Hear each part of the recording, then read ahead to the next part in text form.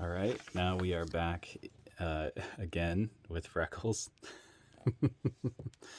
I changed the lens to be more open so you can see just kind of the area that she hangs out. Like anytime I'm trying to do this recording, she just hangs out with me. It's so funny. So, anyway, we'll zoom back in on the book and we'll get going. This is chapter 17. A little servant girl and the proud general. The little slave girl and Naaman from 2 Kings 5. Naaman was a very important man in a very important army of a very important country. So you see, he was very, very, very important. But Naaman was sick. He had leprosy, which is a nasty thing that stops you from feeling anything. Bits of you fall off without you noticing, like bashing fingers and squished toes. Or bashed fingers and squished toes. It might sound funny, but it wasn't. Naaman certainly wasn't laughing. There was no cure, and it never went away. And in the end, it killed you. Naaman needed help. Now, there was a little slave girl who worked for Naaman, and she knew someone who could help him. But there was a problem. Naaman was her enemy. Not long before, Naaman had led an army raid on her home in Israel. He had killed her whole family, carried her off to Syria, and made her into his slave. Every night she cried herself to sleep. She had lost everything. Why would she, of all people, want to help Naaman? Didn't she hate him and want to hurt him back? Didn't she want to make him pay for the wrong he had done? That's what you'd expect, but instead of hating him, she loved him. Instead of hurting him back, she forgave him. I want Naaman to get well, she said to her mistress.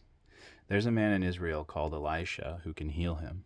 I'll go, said Naaman, loading up his wagons and putting on his flashing armor. But I'll go to the palace because that's where someone important like me gets healed.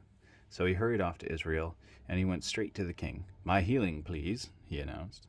I can do lots of things, the king replied, but only God can heal you. Just then, a message from Elisha arrived.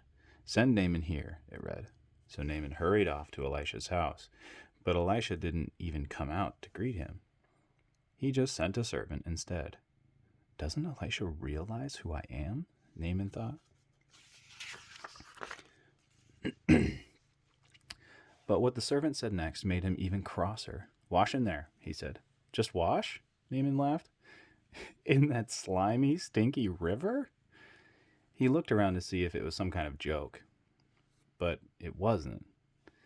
And any person can wash in a river, he thought. I am Naaman. I am important. I should do something important so God will heal me.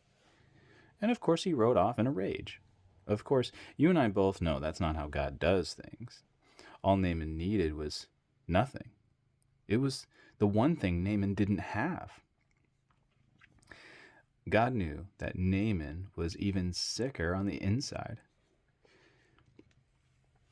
God knew that Naaman was even sicker on the inside than he was on the outside.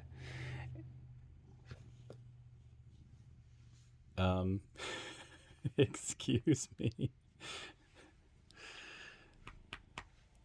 Come on. Naaman was proud. He thought he didn't need God. His heart didn't work properly. It couldn't feel anything. You see, Naaman had leprosy of his heart.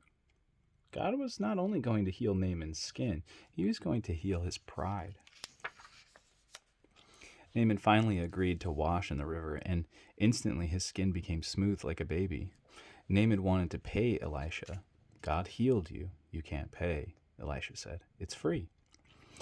And so it was that a very sick man was healed, all because of a little servant girl who forgave him. God knew sin was like leprosy. It stopped... Oh, Freckles. It stopped his children's hearts from working properly, and in the end it would kill them. Years later, God was going to send another servant to forgive as she did, to forgive all of God's children and heal the terrible sickness in their hearts. Their hearts were broken, but God can mend broken hearts.